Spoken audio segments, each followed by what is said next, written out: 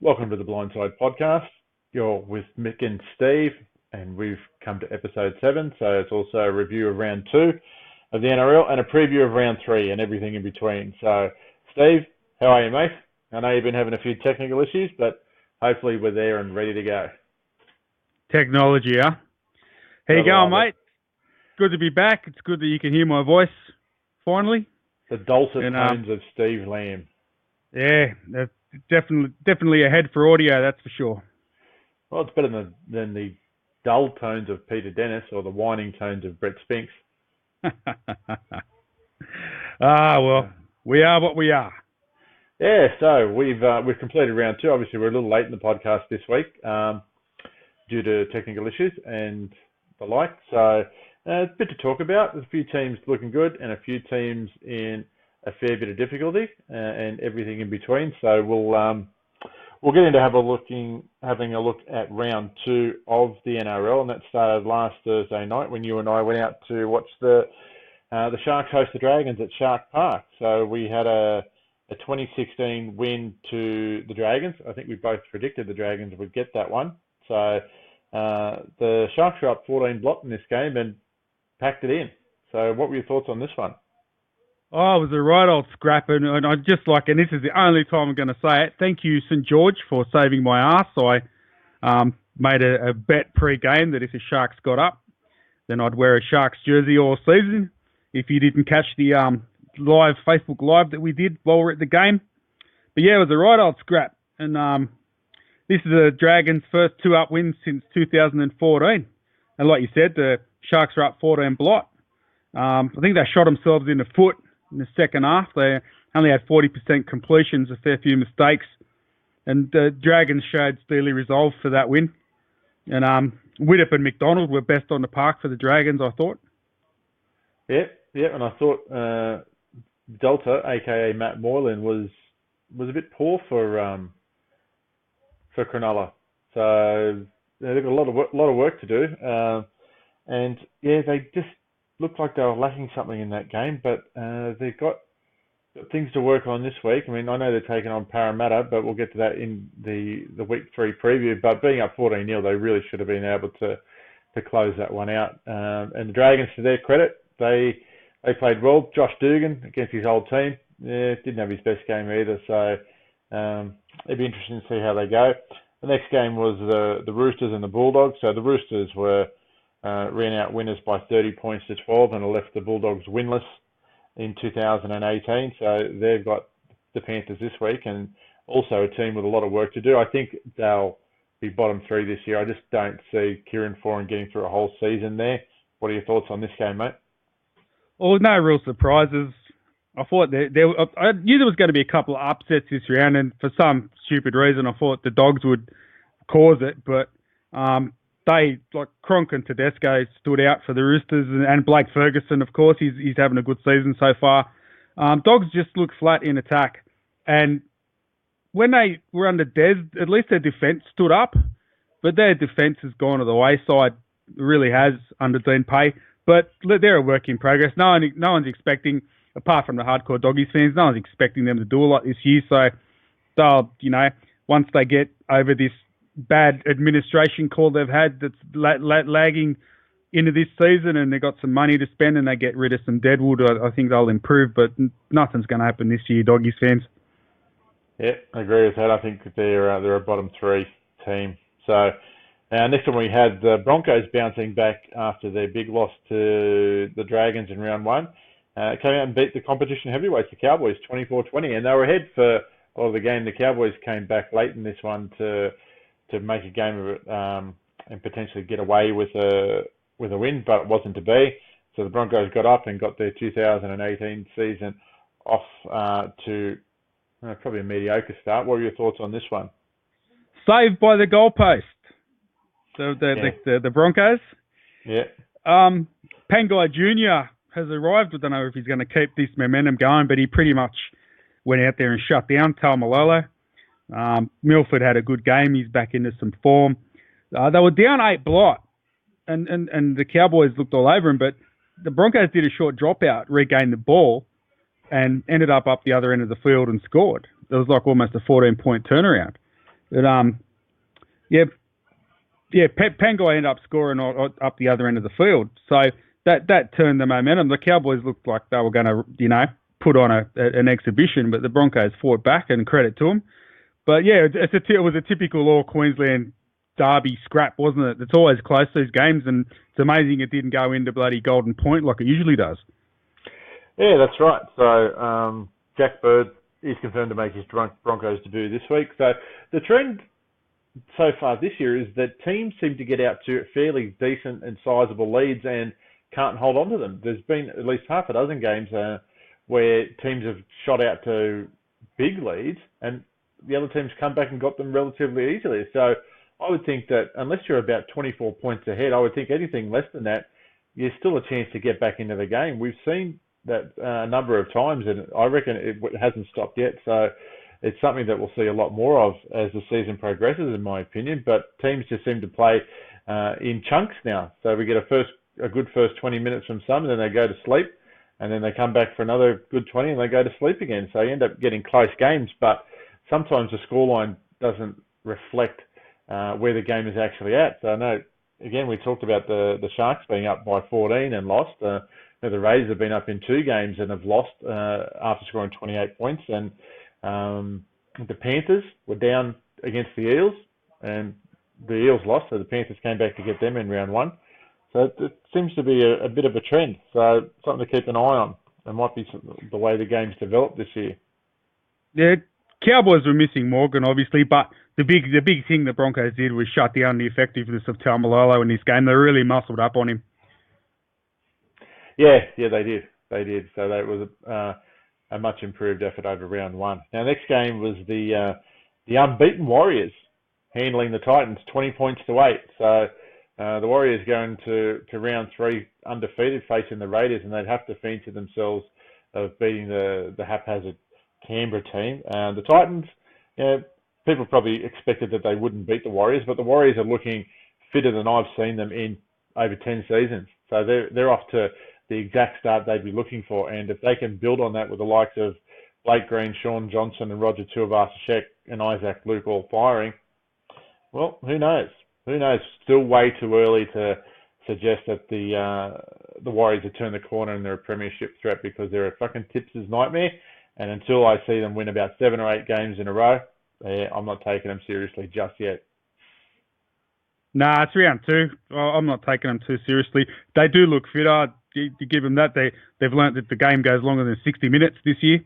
And Titans were missing Ash Taylor. Whether that would have made a difference if he played, I don't know. But I wasn't expecting much out of this game. Tuivasa-Sheck, he's getting back to his old Roosters form, so he's becoming a bit of a weapon for the Warriors. They're looking good at the moment, but as you said, time will tell. Yeah. Moving on, we had the Panthers and the Rabbitohs square off, and the Panthers got away with that one 18-14. And that was obviously marred by the racial abuse towards Greg Inglis, and Penrith reckon they're going to find the culprit and ban him for life.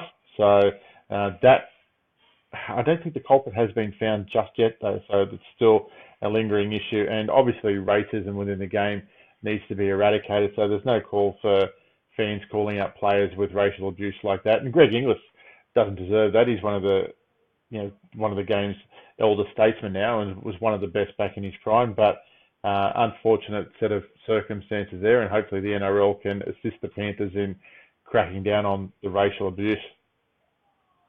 Yeah, that's a no-go. There's still, I think GI went and seen the integrity unit just yesterday or the day before. They're still noting out exactly what happened there. I don't think they found the culprit, but I think there's been a misunderstanding or something. But either way, it's a no-go, and it should be stamped out of the game. It's just not good at all. This is another game. Penrith were down 14 blot, and then come back to win in 40-degree standard Penrith heat. Souths looked good in the first half. I watched this game. I tried to watch as many as I could on a weekend. Super Saturday, I was all over it. But South's discipline in the second half got the better of them and allowed Penrith to take this game.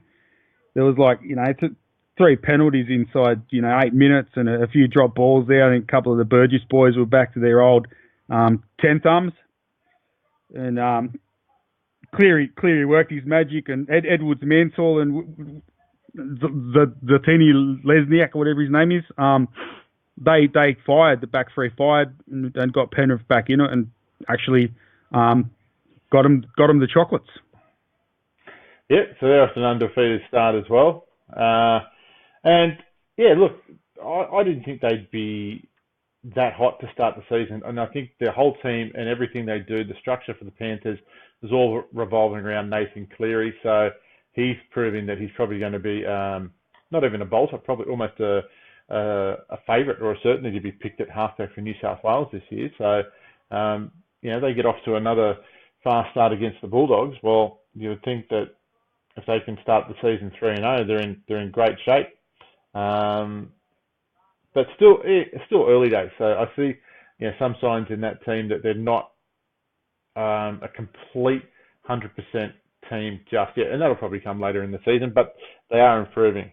So next game was the West Tigers. For the second week in a row, have won by a scoreline of 10 points to 8 against the premiership favourite. They knocked off the Roosters in round 1 by 10 points to 8, and they've gone down to Melbourne and spoilt Billy Slater's 300th game by winning by the same scoreline. Another 10-point-to-8 win at Amy Park in Melbourne. So a bit of a shock, this one.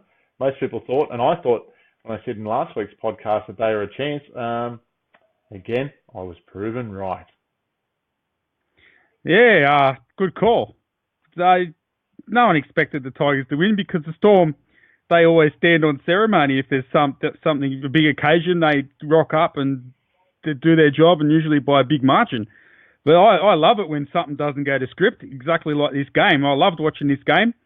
The missus went out Saturday night. I was babysitting the kids with Netflix, as you do, and I was watching this game on the iPad, and I scared the absolute bejesus out of the kids when Brooks went in for that try, because I was like, yes!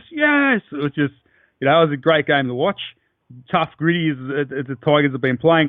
I think the Storm defeated themselves, to be honest. Uncharacteristic mistakes. They had 16 errors in this game, and they didn't even look like scoring a lot of the times. And they, even though they played that bad, they were still in it right up to the end. Yeah, they were. It's just, they're just one of those sides. Vunivalu, he scored, but he had a shocker, and then Smith was uncharacteristically quiet. Billy looked, Billy wasn't really in it, and Croft wasn't there. I think Croft is going to be a bit inconsistent in his first full season at halfback, till he learns a bit more of his trade. But the Tigers again, another player in the bin. I think that the Tigers' tactic that they've adopted, they're playing a defensive game, but when a team gets into their 20, they deliberately give away a penalty and just defend it, and it slows the momentum of the attacking team down.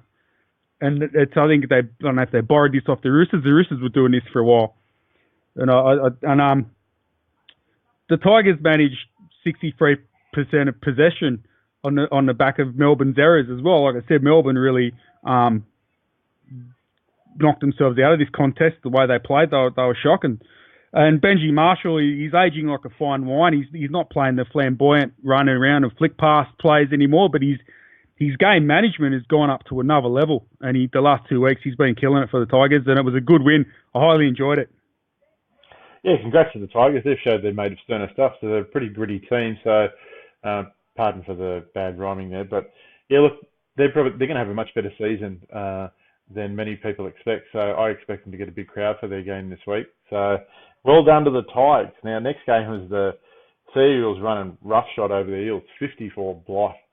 So what can you say about this one? I mean, the Eels going out there and training or warming up in the 40-degree heat over at Brookvale was just fucking outrageous. I mean, that's scandalous that Brad Arthur would make the team run around for that long, and they were so flat when they came out that the Eagles just had their way with them. So, Parramatta, one of the premiership heavyweights, mate, they're in a modicum of difficulty, I think, and there's internal rumblings about fights between Corey Norman and Jared Hayne, and again, the question marks remain over their forward pack and their size and their ability. So there's a lot of things to be kinked out at Parramatta way, mate. What were your thoughts on this one? Oh, I was in shock, to be honest. But then in the wash-up, I heard that the Eels were out there in 40-degree heat warming up for 30 to 40 minutes or whatever it was. I mean, who does that? That's just insane. You know, Manly come out through the ball around for 10 minutes or 5 to 10 minutes in the warm-up and then went back in the sheds. You know, full credit to Trent Barrett on that one. But, yeah, what were Para thinking? That just astounds me. DCE was all over Para. Like, they had nothing to offer. They had nothing to offer at all once they got out in the field because they were all spent. Yeah, but DCE had a great game. The thing with this game is, like you said, you know, we're talking about early leads at half time that are getting mowed down. Manly come out in the second half up 30-0 and defended like it was the start of the game. Mm-hmm. They didn't ease up at all. They kept at them, and that's why they scored 54 points and didn't let Para in at all. They didn't stop. They were relentless for the full 80. And, yeah, that was full credit to Manly on that, and I don't like giving Manly any credit at all. But, yeah, big question marks over Parramatta, and I think in the forwards, I don't think there's a problem with their back line, but their forwards, I think there's a couple of aging players there, and I don't think Kane Evans, is going to live up to what they were hoping, not by looking at it at the moment, and they've lost. Para have lost 78 blight in the last 133 minutes of football they've played. So you're worrying signs, but it's round 2. I mean, they've got time to turn it around. But like I said, I've got question marks on their pack, to be honest. Yeah, that's a good stat. Oh, look, I mean, I've always had question marks. I thought that Tim Manners probably passed it, same with Bo Scott. So my question marks are always about the size of their pack. Sometimes that can be a good thing. Sometimes it can be a bad thing. But I think for Parramatta, they lack some grunt up front that's really hurting them already. So, and Mitchell Moses, his undisciplined play, he's been sin bin 2 weeks running. So they'd be expecting more out of him for the money they're paying and what he's delivering. He's sort of gone back to that situation he was in when he was at the Tigers. When he came across the Parramatta last year, he came across all guns blazing and was a ray of hope for the Eels. And now it just seems like he's gone back to being that player he was when everybody wrote him off at the Tigers. So a lot of questions for Brad Arthur to answer, and only he and the players can fix it. So it remains to be seen whether or not Parramatta can get their premiership aspirations back on track, or whether this is year 32 of the premiership drought for the blue and gold. So only time will tell. Next game, the Raiders and the Knights. The Raiders again lose by 30 points to 28 for the second week running. First week it was the Titans away from home. This week it was the Knights at home. Now I picked the Knights to win by, I think it was either 4 or 6 in this game, so it was pretty close. I thought that Canberra would capitulate again, and they did. So they should have had this game in the bag. And again, their line speed off their goal line is fucking atrocious. Their defence is worse than what it was last year, and that's hard to say given that Dean Pay, I don't know what he was trying, but Canberra is still sliding left and right off their own line and backpedaling and not meeting the opposition at the advantage line. So they're allowing the opposition to run roughshod at the moment. So that's killing them. And they've got the Warriors this week. So a loss there would put them 0-3 and in real trouble very early on in the season, and what they consider to be a relatively soft draw compared to a team like the Tigers. Oh, but well done to the Knights, though. Well done to the Knights. We always thought that they were going to fight back and be a far more competitive team this year based on the squad that they'd assembled and who they recruited, and the ticker that they've shown under Nathan Brown. So that seems to be paying dividends early in the season. Well, the Knights have recruited 9 players that were in top 4 sides last year. So there's a bit of winning mentality creeping into the culture of the club now that hasn't been there for quite some time. The Raiders, look, they had 54% possession and completed 86% of their sets. Now, the problem was, as you pointed out, was the defence. There's no line speed, there's no starch, and they're not working as a unit. A couple of blokes, like on the goal line defence, a couple of blokes were jumping out early. Mitchell Pearce was smart enough to spot it and put players through the holes that were there all along. The difference in this game was the Knights, every chance the Knights had, they took it and scored. That was the difference. And I think if the Raiders' defence was up to scratch, we probably would have seen a vastly different result to this game. that's how I think anyway. But full credit to the Knights. Kalen Ponga's looking the goods, and he's having a gangbuster season so far after 2 games. And Mitchell Pearce, smart game management as always. Like the guy's got gets bad raps for his efforts in Origin and that, but in club footy he's always been pretty solid and a decent player. But Knights 2-0 and looking like they might do some damage this season. But let's see how they go against the Roosters this week. Yeah, that's going to be a good game. So there'll be a little bit of rivalry in that one. So, but yeah, interested to see how the Knights stack up. Is it the Roosters they played? Yeah, they played Manly in the first round, didn't they? That's right. Yep. So, all right. Yeah, that should be interesting. Now, moving on to round 3, which kicks off tonight, we've got the Storm and the Cowboys. So 2 premiers of the last 3 years down at Amy Park. So that's going to be a tough game. So what are your thoughts on this one, mate? I think this is going to be a belter. Both sides coming off, losses. And they're both sides that don't like to lose, and they like to really come back from that with a bang the week after. I can't remember. Do you know how long it's been since the Storm have lost 2 in a row? I was trying to find out, but I could not find a stat for it anywhere. But no. I'm guessing it's been a while. That sounds like a good time frame for me. A while. I'll run with that. So you run with that a while. Yeah. What's your prediction for this one? A very close one, possibly Golden Point, but Michael Morgan comes back. I think Jordan McLean will have a big game back against his old side, and I think Taumalolo will want to rectify getting owned in defence last week. And I think that'll be the Storm's game plan tonight. They will go after Taumalolo like the Broncos did last week, and it's going to be a good game. Going to be a good forward clash, I think. I think the Cowboys in a tight one, possibly a Thurston field goal to win it. Yeah, I'm agreeing. I think the Cowboys will win this. I'm not convinced that Brody Croft is ready to be that consistent player that Cooper Cronk was and still is on a week-to-week basis. And being at such a crucial position, it could come back to haunt the Storm. And obviously, they take a long-term approach and outlook when they look at recruiting and putting young blokes into such key positions to replace superstars like Cooper Cronk. But in my opinion, I think the Cowboys' experience and their forward pack will get over the top of the Storm in a close one. So I think it could very well go to Golden Point.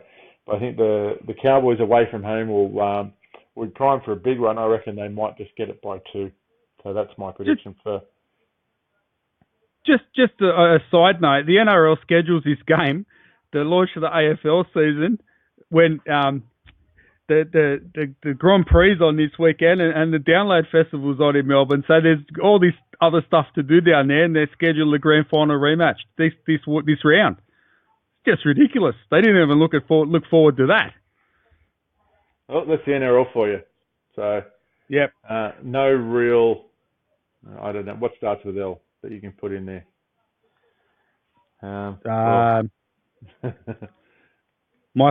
My thesaurus isn't ticking today. Yeah, mine either. So now moving on to the Friday night games, we've got the Bulldogs and the Panthers. Now, my thoughts on this one is, even though the Panthers are undefeated, I've got a sneaking suspicion that my gut tells me that the Bulldogs will win this game for some reason. I'm not sure why. I know that Marshall King has been moved in to replace Frawley in the halves to partner Kieran Foran, and the Dogs haven't shown that much, and they look like they want to send Aidan Coleman across to the Sharks effective immediately, is what I've heard. So, but for some reason, I just feel like the Bulldogs might get up for this game and actually roll the Panthers. So, what do you reckon? It's always a possibility. I mean, every time you throw in a new ball player, like a half or something, you're an unknown. So if Marshall King turns up tonight, it could stump the Panthers. It might not. I think if the Dogs can tighten their defence up, yeah, they can sneak one past Penrith here. I can see it, but at the moment I'm tipping Penrith because the Dogs will just, I don't know. They could upset, but I think they'll capitulate in the end. I think Penrith will just be patient and hold on and Cleary and Maloney will orchestrate a last dash win, I think. I don't think it'll be a flogging or anything by any stretch, but I think Penrith might just get up. I'm going the other way. I'm saying Bulldogs lay 8 in this one. Now, the other moving on to the next game tomorrow night, big one out at Campbelltown is the Tigers and the Broncos. So, obviously the Tigers still undefeated, and that should bring in the toothless masses from the Campbelltown area to the old Arana Park, and taking on the Broncos, who are last start winners, and Matt Lodge playing against his old team. So I'm sure they'll have a few choice words to say for him throughout the game. So this is an interesting one. You'd think that the Tigers would probably go in as slight favourites, but I reckon the Broncos will win this. What do you reckon? Yeah, you have that feeling. Tigers have been defending their guts out the last 2 games. They might be a little bit flat this week, but I'm looking forward to the Packer Madaleno Lodge Pangai showdown. That should be an interesting one. If Tigers can ruffle the Broncos' feathers, they might give away a few penalties, but if they can ruffle their feathers, it might put them off their game. And it depends how much last week's games, because they were both in tough games last week. Depends how much that takes out of one side or either side. So I think the Tigers can win. Head says Broncos, but I think it'll be a close one. What sort of crowd do you reckon they'll get for this one? Somewhere between 15,000. 16,000. Yeah, they should get 16,000. The way they're travelling, they should get a good turnout. And that area out there, you know the area. You live out the outskirts of Campbelltown, out in the bush there. That's huge out there now. The potential to create a massive fan base out that way, because Campbelltown's going to be like, is it almost as big as Parramatta? Like not the CBD, but the outlying areas. It's huge now. Oh, it's enormous. I mean, I think yesterday was dole payment day, so the toothless masses should have a few coins to scrape together, and I think ICE has hit an all-time low in terms of its street value, so they should be able to get a hit for next to Nick's and still be able to afford a ticket to the game. They'll be throwing wine casts over the fence like the old days when Tommy was coaching the Maggies. Nothing like a bit of goon, mate. They'll bring back that portable office thing, and they'll get Tommy smoking out the doorway there like he used to. Yeah, well, I might start Ubering out there tomorrow night and see how many deadbeats try and rip me off. So I'll keep a tally and see who does a runner, and I'll let you guys know. So for the record, I think the Broncos will get this one, but I think it should be a really entertaining game and a good Friday night fixture in front of a really healthy crowd out at Lumia. So now moving on, the next Saturday, or the first game we've got on Super Saturday, is the Raiders hosting the Warriors.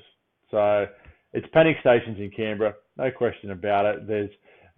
There's rumblings already about leadership on and off the field, and that whole Hoover vacuum leadership thing is rearing its ugly head. Stewart's coaching methods, the defensive structure of the team, the fans, even the diehard fans who just support the Raiders through thick and thin, some of them starting to question certain aspects of how the team is run. One of the big ones that's reared its head is the captaincy of Jared Croker. And this is something that I've spoken about in the first 2 weeks, and the fact that he seems like a really good bloke off the field, but everybody's questioning his leadership qualities on the field in tight situations. So who's that player when Josh Hodgson isn't there who's going to rally the troops and get them up and get them a bit of grit in the final 5 minutes of games when they're losing? So it may not come to that this week. If the Warriors are on point, you'd have to think that they'll probably be way too strong. Although Shannon Boyd on his own may have something to say about it. He's been a shining light for the Raiders in the first 2 weeks, being their best player by far, coming out playing with a lot of mongrel compared to his counterpart, Junior Paulo, who's asking for starting time but not producing starting level stats. So there's a lot of questions to be asked about the Raiders leading into this game, and probably not many about the Warriors, but you'd have to think if the Raiders were to lose 3 in a row in their first 3 games, then their finals aspirations, whilst not completely dead in the water, are looking very, very remote early on. Mate, what do you reckon about this one? Look, all they've got to do is starchen up their defence. That's, everything else is there, in my opinion. But like you said, you need a leader to do that. I don't know who, Papali's the old head there in the forward pack, but he's so quiet. he hasn't even been seen this year. He's been a Yeah, passenger. I'm just saying he's the old head though. He's the experienced one that's played Origin, played for Australia. He's the bloke that's had all that experience. He's the one that should be leading them. But the guy's quiet as a mouse. And this year, like you said, he hasn't been seen. Boyd has been killing it. He's been playing, producing massive yards each game. I don't know. If they turn up to tackle, they can beat the Warriors. And I think they can beat them well. But that's what it comes down to. The defence has just let them down the first two games. And, it's nothing like it was in 2016 when they finished second. The defence was just, great. And there was that 10-game run where they had starch and they had fire, and it's just not there anymore. He's named BJ Leilua. Was his injury not that serious, or do you think he's playing? No, I don't think he'll play. Okay, so what do you do? What would you do here? You put. I was thinking if that was the case, would he go Austin in the centres? No, I don't think so. I thought that may have happened the other day, but they put Whitehead out there. So what I was thinking is that potentially Kotrick would go to fullback and Jack Whiten would go to into the centres and maybe Oldfield onto the wing. Yeah, possibly. That's what I was thinking. Doesn't mean it will happen like that. I think Blake Austin is the player who has the opportunity here to stand up and lead this team around the park, even though he won't have the C next to his name. He was a close second to Shannon Boyd last week. He ran the ball really effectively and created a lot of trouble for the Knights' defence. So he'll probably be able to do that against the Warriors, but he's got to be able to pull the team with him and get them to follow him. And with Boyd, if he can lead from the front while he's on the field for the first 20 to 25 minutes, it may be something that they can turn around. But there's a lot of aspects of the game. So the goal line defence, Sam Williams' defence is still, been a liability. It's been a big problem for him. I think in this game he's not starting at half, is he? Caesar's back. Yeah, Caesar's in 5'8". Williams is starting, and Austin's coming off the bench. Yeah, I reckon that'll change on game day. So I think you need Austin out there in the first 20 to 25 minutes to make sure that there's an attacking spark, because neither one of Caesar or Williams has shown that that we haven't seen an effective long kicking game from them. And the Warriors' big forward pack and Blake Green and Johnson, so you give them space around the fringes, you give them proverbial inch and they'll take the proverbial mile and then some. And it could end up being ugly pretty early on if Canberra don't face up to the challenge of defending their own line and meeting the Warriors at the advantage line, which is something that they've failed to do in their first two games. So for me, whilst I believe that Canberra are an outside chance of winning, and it's one of those games you can smell an upset, logic and theory says that you've got to still tip the Warriors. So I'm leading the Warriors by 13 plus in this game. I think they'll be way too good. So, and any more thoughts on this game before we move on? Yeah, I just think Sticky needs to give Saliba Havili more game time. They look pretty fluent when he's out there coming in at number 9. And the problem is he's trying to fit 3 into 2. He's got Williams, Austin and Caesar, and he's trying to get them all involved.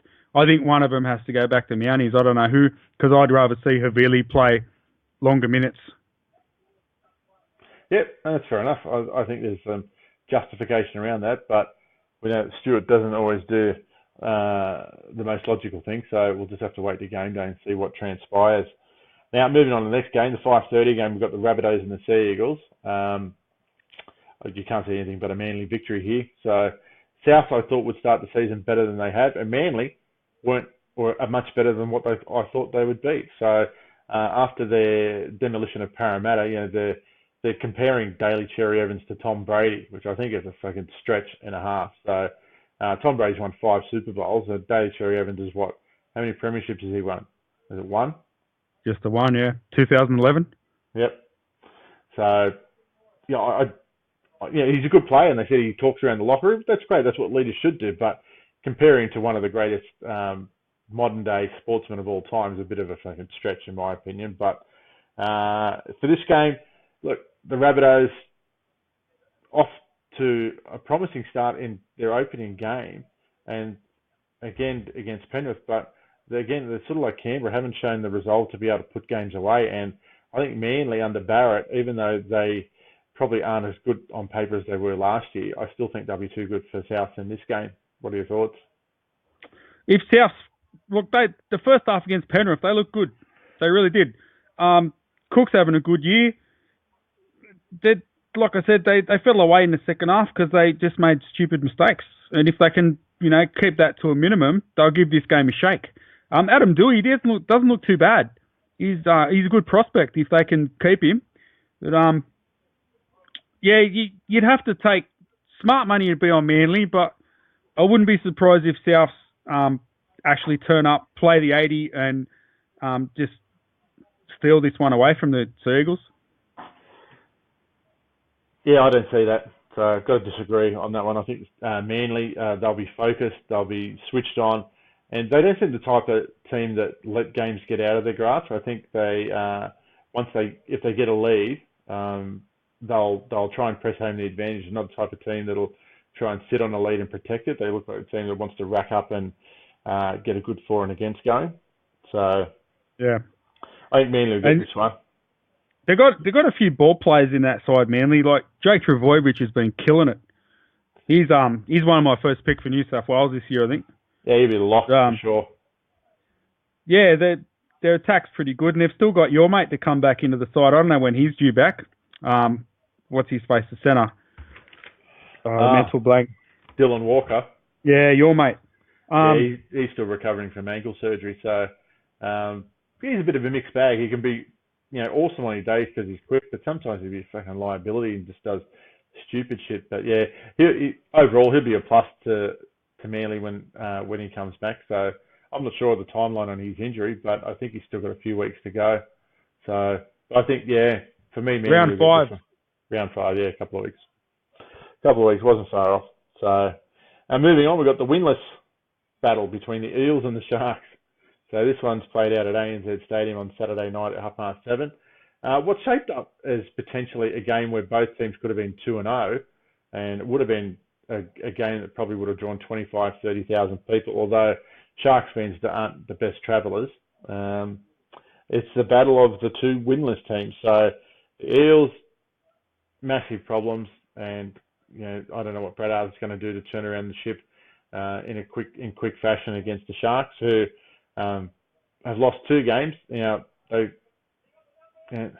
They probably should be 2-0, but undisciplined play and poor structure early on has hampered the Sharks from getting off to the start that they were looking for. And again, they were a team that most people had in and around the top 4, and a loss here for either team is a long way back. So some teams are going to be 3-0 after round 3. Some teams are going to be 0-3. So that's a 6-game turnaround potentially to catch a team after 3 rounds.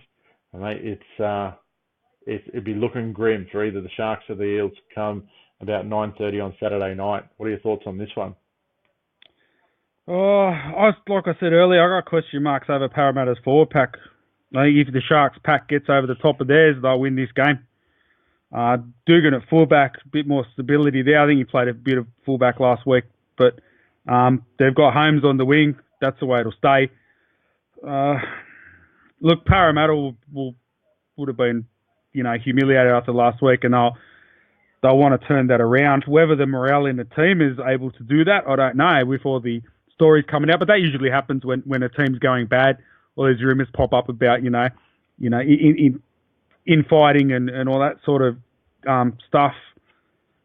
I think the Sharks are going to win this only because I've still got question marks on Parramatta's pack after the first 2 rounds, and I think the Sharks pack will get over the top of theirs and it'll just go on from there. I think it'll be close, but I don't think Parra are going to bounce back immediately after being done 54-0 last week.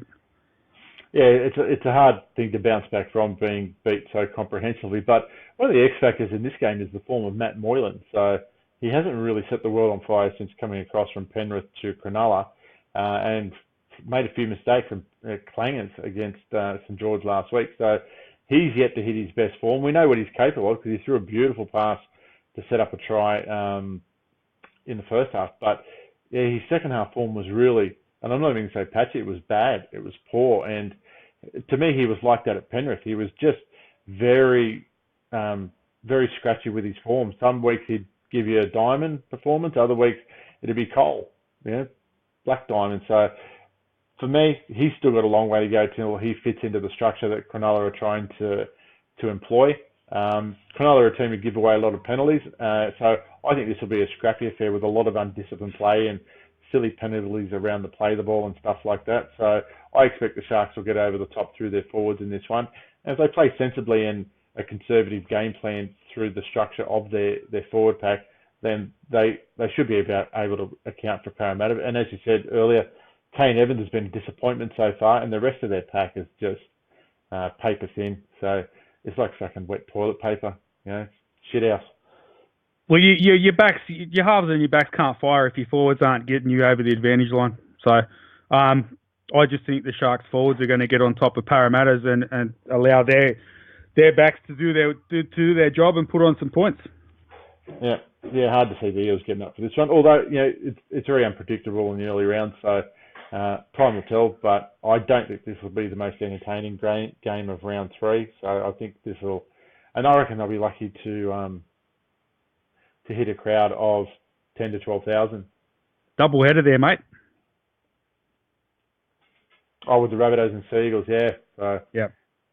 Sorry. 13,000. Depends how many Rabbitohs fans want to hang around after their game. If the Rabbits lose, I think they'll all take off. There's no Manly fans don't travel. And like you said, the Sharks fans don't travel. Anything north of Tom Ugley's just isn't worth going to. If you live in the Shire, you get that mentality. Yep. Yeah, that's right. So, I'll say, all right, we'll max it out at 15 for the double header. So, now if Parra won their first 2 games, you get 30,000 there. Yep, that's what I was saying. And if the Sharks had won their first 2 games, you'd get 31,000.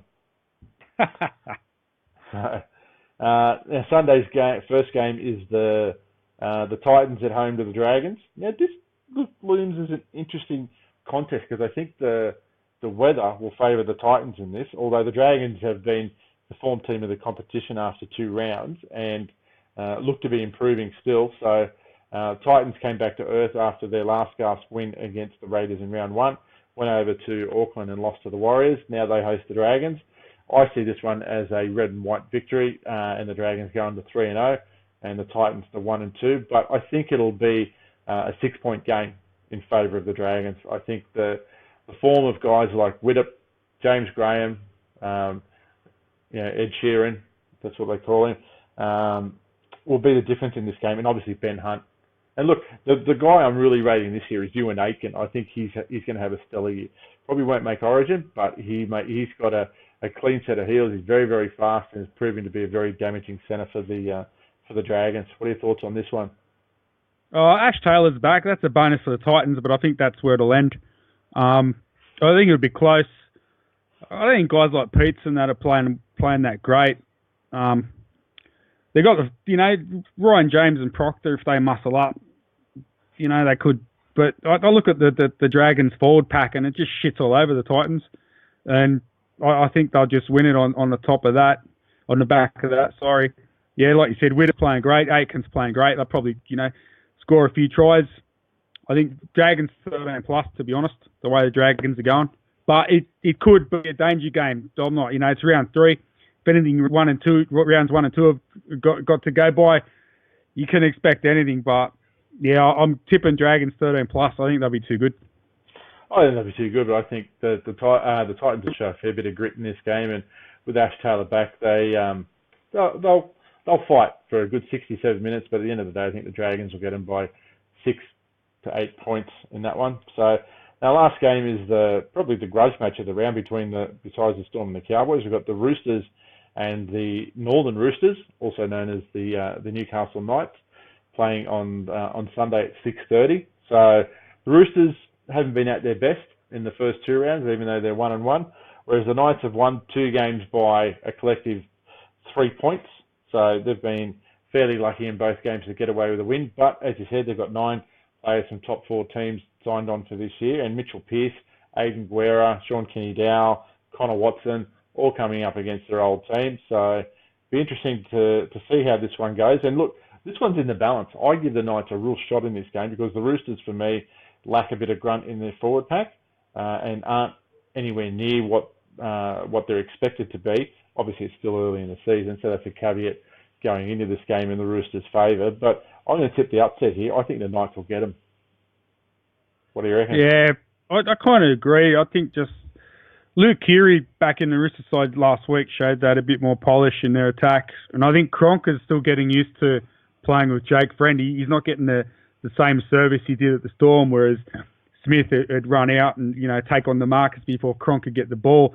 Whereas, Jake Friend, he likes to just, slot it out straight away. So I think he's going to be teething that for a while. But yeah, the Knights, especially if Mitchell Pearce wants to have a big game against his old club, who pretty much dogged him, they got the players there to win. And I think, I kind of agree. I think it could be 2 points either way. I'm going to fence it this one because I really don't know. I think either side can win. Maybe the Knights will have a bit more ticker towards the end of the game. Yeah, you're probably right. Yeah, stuff it. Yeah, Knights will get over. Just over. That's the way, mate. Put your balls out there and everybody have a gander. So I'm saying the Knights by 2 in this one as well. I think this will come down to spirit, and that's one thing that the Roosters have always been questioned on, is there a bit of lack of ticker, that they've always been seen like some sort of corporate entity and a team of mercenaries. And I reckon that's the one thing that might show up in this game. So Cooper Cronk still hasn't got the team firing the way he wants them. Obviously, as you said, Luke Keary's back. Look, and they've got guns across the park, so it's not like they can't score points. I just feel like they're lacking something up front. So obviously they've got Kurt Baptiste signed on on a 1-year deal. So I don't know if he's named. Is he named on the bench this week? He's on the extended bench in the reserves list. So, and obviously still got Jake Friend there. But yeah, I'm not convinced over their forward pack. Cordner hasn't been at his best either. I think the Roosters are going to face a team with a point to prove and a few players with an axe to grind, and that's all the motivation that the Knights need. So they've got spirit, they've got confidence, they've got self-belief, and they've actually got the players to execute a good game plan under Nathan Brown. So I think the Knights will get this one in a real close run thing, and this one could even go to Golden Point. But this should be a crowd where, even though it's on the Sunday night, I expect there to be more Knights fans than Roosters fans at this one, because even though it's a local game for the Roosters, they're another team that doesn't really travel or even go to see their own team play. And being it could be a late Sunday night one for Roosters fans, it's past 8:30 at finishing time, I reckon the Knights will travel in droves and come down and watch their team come away with a good win and take them out to an undefeated 3-0. So, they're my thoughts on that one. If the Knights win this, Matty Johns is just going to, explode. He'll be unbearable. I think I saw something that Andrew Johns is consulting with the Roosters against the Knights, so that'll be interesting. Joey's been there for a few years though. It's not just this week. He's actually been working with the Chooks for a few years. So that'll be interesting to see him sitting in the camp opposite his former team. So, but not. And I'll be interested to see how Kalen Ponga goes on a big game. Like, this is probably their biggest game to date in this season. So I'll be interested to see how Ponga handles that, because he's been pretty damn good in the first two. Yeah, I think he'll stand up okay. I think he's ready for this game. So, I mean, when you look back at all the games in round 3, there's a lot of questions that need answering. I think we'll have a clearer picture of a few teams' prospects for this season after the completion of round 3, and probably more so the teams that are yet to register a win. So, I think if the Raiders and the Dogs lose these games, I would almost be prepared to say that their chances of making the top 8 are slim to none. I think the Sharks could probably turn it around. I think Parramatta would fall into the same boat as the Roosters and not the Roosters, as the Raiders and the Dogs. So it's panic stations for some teams. So it's a long way back for those teams who have applied this pressure to themselves in the fact that they've just been awful in the opening 2 rounds. So, they've got everything to play for and no excuses for losing. That level of urgency needs to be there for those teams like like the Rabbitohs, the Raiders, the Dogs, the Eels. They all need to show more than what they've shown if they're going to be a force. Otherwise, they'll just be making up the numbers, and by round 6, we'll have almost like a 2-tier competition of the haves and have-nots. So, and that's my take for for this week and leading into round 3. So I'll leave the final word with you, brother. Yeah, I kind of agree with most of what you said. I haven't really thought about a final word. I'm going to be down in the nation's capital this weekend with the missus to do some sightseeing, etc. So if I feel like ruining my weekend, I will head out to GIO Stadium and watch the Raiders play the Warriors. So, final thoughts. I don't really have any this week. I'm a bit lackluster in that department. All right, and apologies for the lateness of the podcast this week. So we had some technical difficulties that had to be overcome. But again, we've done a little bit of Facebook Live over the last week. So get on there, leave some feedback, leave some questions, and we'll get to them. Apologies for the lateness this week. But again, if we get a chance, we'll either one of us will get on Facebook Live and have a chat about what's happened so far in round 3. So I hope your teams all go well, except for the Bulldogs and the Dragons. And Manly, so I still can't actively promote them to win, even though I think Manly and the Dragons will win. But and enjoy round 3. So the competition's off to an interesting start. For some people, it's going better than expected, and some people far worse. But it'd be interesting to do a post-mortem after round 3 and see where we're at. So early days. Yeah, early days for some, but it could be too late for others. And that's a realistic notion that needs to be thought about when some of those teams are languishing at the wrong end of the table. So on that note, mate, we'll call it an afternoon, and we'll enjoy round 3. So we'll talk to everybody next week. Again, give us a shout out on the Blindside page on Facebook, and we'll get back and comment for you as soon as we can. So all the best for round 3. Bye for now.